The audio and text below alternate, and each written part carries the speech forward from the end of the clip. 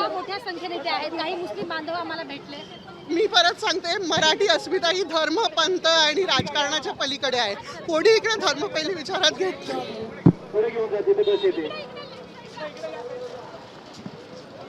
तर आपण या दरम्यान पाहतो काही महिलांना सुद्धा पोलिसांनी ताब्यात घेतलेलं आहे.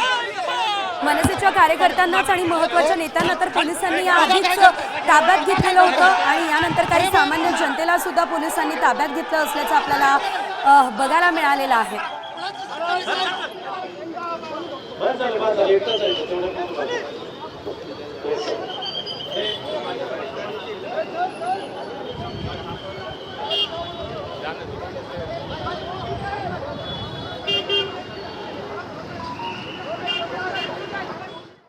दाढी आणि त्या गोल टोपीवाल्यांकडे जा आणि त्यांना विचारा मराठी येते की नाही.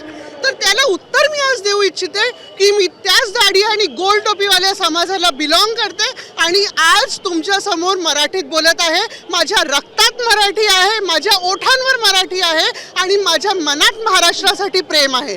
नक्कीच हाच त्यांचा जो मेन अजेंडा आहे की जाणीवपूर्वक असा समाजात भ्रम निर्माण करायचा. खरं म्हणजे हा जो आंदोलन आहे, हा मराठी मोर्चा आहे, हा कधीही मराठी विरुद्ध अमराठी असा नव्हता.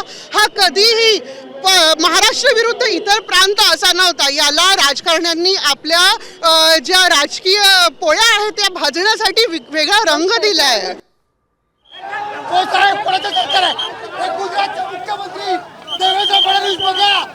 आता isakal.com आहे देशातील नंबर 1 ची मराठी न्यूज वेबसाईट. प्रत्येक अपडेटसाठी isakal.com ला नक्की भेट द्या.